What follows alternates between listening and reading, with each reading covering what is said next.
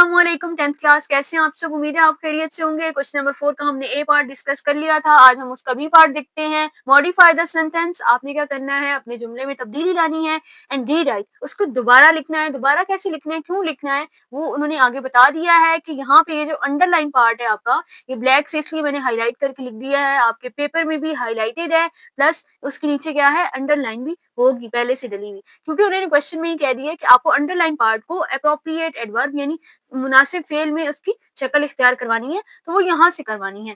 ये पीछे आपका ये सेम रहने वाला है, इसमें से आपको एडवर्ब निकाल कर उसकी फिर सही से फॉर्म बनानी है। He spoke in a very gentle tone. अब यहाँ से आपने क्या देखना है, यहाँ पे कोई भी वर्ड्स हैं, आपको नाउन भी यहाँ से मिलेंगे, एडजेक्टिव भी, और कुछ वर्ड्स ऐसे भी होंगे जो एडवर्ब भी होंगे पहले से।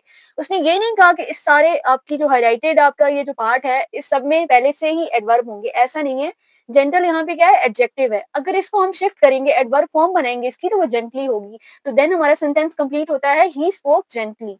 अब यहाँ पे देखिए आगे लाउड है, लाउड एडजेक्टिव भी है और एडवर्ब भी है, लेकिन जब हम उसकी एडवर्ब की फॉर्म बनाएंगे तो वो लाउडली हो जाएगा।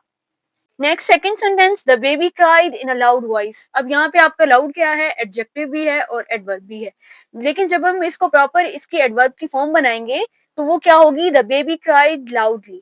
Next third sentence, he handled the crisis with wisdom.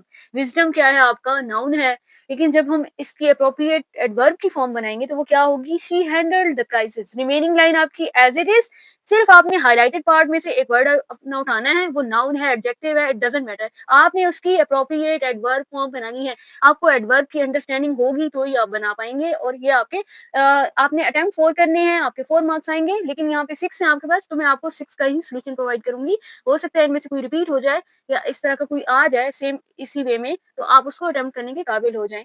तो यहाँ पे देखें, he handle the crisis wisely, wisdom को आपने कन्वर्ट कर दिया, अप्रोप्रिएट उसकी एडवर्ब की फॉर्म बना दी, simple. Next fourth, it is sure that he will help me in need. यहाँ से आपको ये वर्ड श्योर उठाना है और इसकी अप्रोप्रिएट एडवर्ब फॉर्म बनानी है, which is it is surely that he will help me in need, that's it.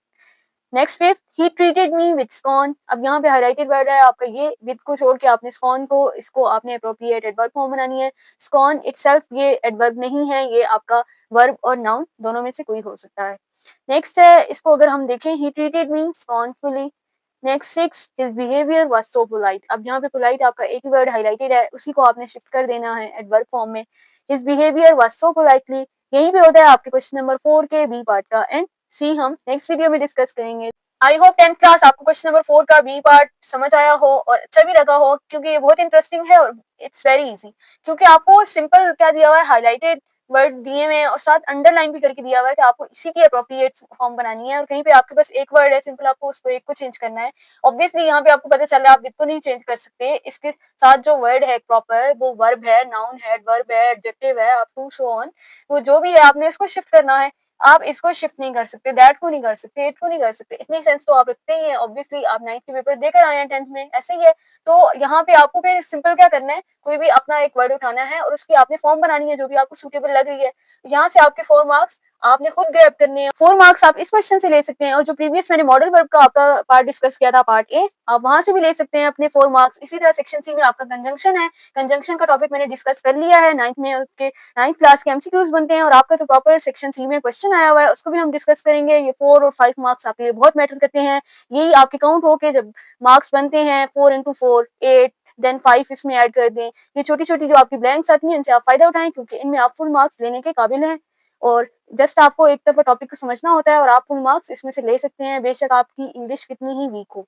ऐसे में आपके करते हैं, लेटर का आपको नहीं पता होता, आपको लेटर कैसे लिखना है फेडरल बोर्ड में, वो भी मैंने वीडियो अपलोड कर ली हुई है 9th वालों के लिए, आप वो भी वहां पर जाकर देख सकते हैं। वीडियो अच्छी लगी हो तो वीडियो को लाइक करें और मेरे चैनल को सब्सक्राइब करें।